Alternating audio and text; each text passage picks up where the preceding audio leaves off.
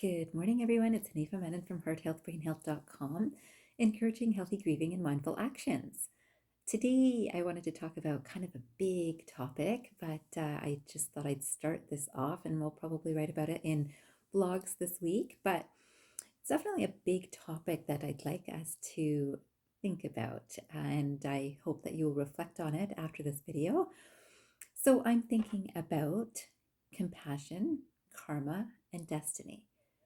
And in fact, I might even reword that: karma, compassion, and destiny.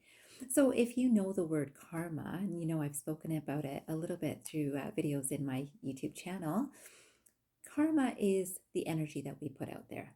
It's through our thoughts, through our words, and through our actions. It all creates an energy. So, our thoughts create an energy, our words create an energy, and our actions create an energy. And that karma, I would love us to focus on compassion today and maybe for every day. And I certainly know that this is a big part of what I am eager to share with the world. And this is my contribution, whether through thoughts, through words, or through actions, is from the space of compassion. Now, whatever I put out there in my karma comes back to me as my destiny. So, this is an important concept to get because a lot of people start thinking about karma, whatever I do in this life, well, then, okay, if I believe in the next life, that's what I'll receive in the next life. And some people will think about it in heaven, right? So, if I do enough good in this life, then I will make it to heaven. That's my next life, that sort of idea. And that's the destiny. But our destinies are happening day to day too. And this is so important to remember. So I thought today I'd share a few quotes with you and just elaborate on them just a little bit. So the first one is by Mary Davis. And this quotation says, "We can't heal the world today, but we can begin with a voice of compassion, a heart of love, and an act of kindness." We can't heal the world today, but we can begin with a voice of compassion, a heart of love, an act of kindness. And this is so interesting, right? So, this would be a karma. All of these nice things that we can do, we can begin healing even ourselves because it always comes from ourselves. So, our body, minds feel this energy before we even put it out there. And then our emotional space is affected, and then our life experience. So when we're sharing compassion or kindness with another, it also comes back to us. So right in that moment, we can feel that, wow, they were so lifted because I shared this with them, right? So automatically we get our destiny in that moment too, right? Now, let's say that if I am doing this with the intention of so that I'll get something back, I say something really kind to someone and I'm waiting, well, now they'll say something kind to me, right? And as I wait, my destiny did not have that because my compassionate words or kindness were not coming from a pure space of just sharing, period, because that's who I am. It's when it's done from that space, we're never waiting for the response. So when it comes, it's just this huge blessing to be able to see. Now, we might receive it from a completely different person and never put the two together that, wow, I was so kind to this person, but this other person is really kind to me. Well, energy is like that. Wherever it's supposed to be received and shared is what we get back. And when it comes from an authentic space that we are sharing kindness, it's very different. That is what we receive back. When it's a non authentic space, we will get that back too. So if today I say to someone and I really don't believe it, and I say, you look really good today. And next thing I know, someone's telling me I look really good, maybe that day, maybe another day.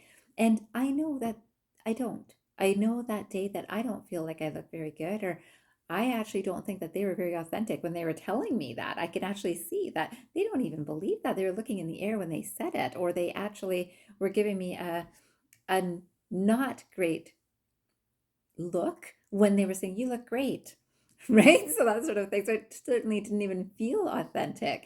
But then some people can fake it, right? And we would almost appreciate or prefer that on the day that I don't feel good and someone says, "You look so good." And so we know that this is not a authentic space that they're coming from. And yet we almost appreciate that. Oh, thanks. I didn't do my hair today. I was in a rush. And oh, no, you look so good. Right. And we know whether it's the tone or whether it's the mannerism that they speak, we know that it's not really true.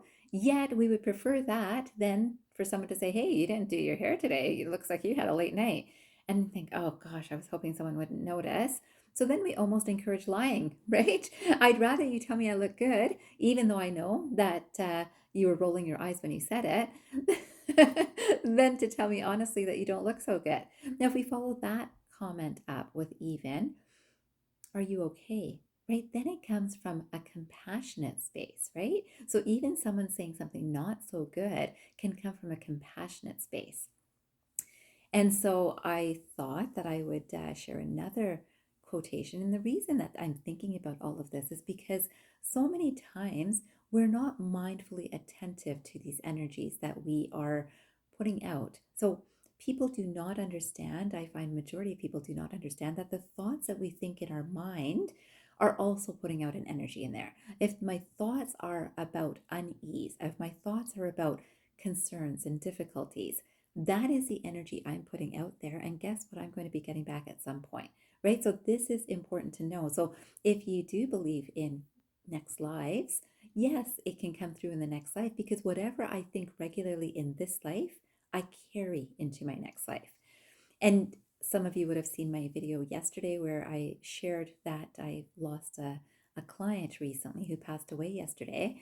And I am sending so much love to this family and so much compassion, and not so much in like, oh, it's so not good that this person's life has finished. No, it's with that true understanding that he has lived a good life, he has had a good death, and they will have some work to do. And so, of course, I share with them that they should share this loving energy too, because his spiritual energy is still going to be receiving whatever energy we all put out for him. And so, this is important that our spiritual energy is always with us. Whether awake, whether sleeping, whether in a next life, whether it's a next day, if we think of that as a whole new life, right? It's always with us. So when we are aware of our thoughts, we have some control as to where do I direct my thoughts. And today I'd love for you to focus on that because it affects ourselves and it affects everyone around us. So I came across this other quotation. It's by Lama Zopa Rinpoche. And this quotation is so beautiful. I had to share it with you. It says, all the peace and happiness of the whole globe, the peace and happiness of societies, the peace and happiness of family, the peace and happiness in the individual person's life, and the peace and happiness of even the animals and so forth, all depends on having loving kindness towards each other. And this is so important, right? Because so often what will happen if someone says something not kind to me, or even if someone is hurting, right? And I join in that energy, I either reflect the same energy right back to them that you're hurting and I'm so sorry now I'm hurting. And that tells you how much I care about you, right? Yet, one step beyond that, way beyond that, is this compassionate space which transforms this energy. You're hurting, and I transform it with my centered energy into a loving kindness energy, right? I wish you well. I bless you with a compassionate and loving day ahead, one that fills you and fills your experience with love and compassion, right? That is a transformative energy that can come from compassion.